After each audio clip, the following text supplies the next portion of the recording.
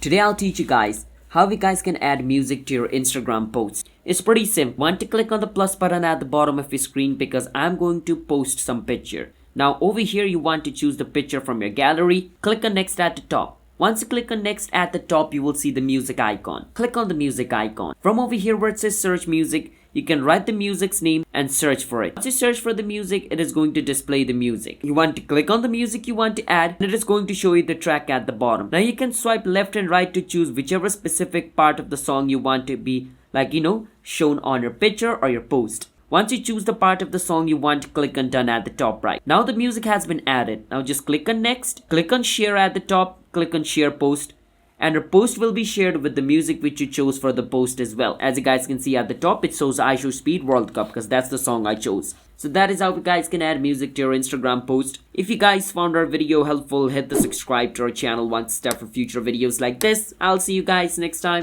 Bye bye until then.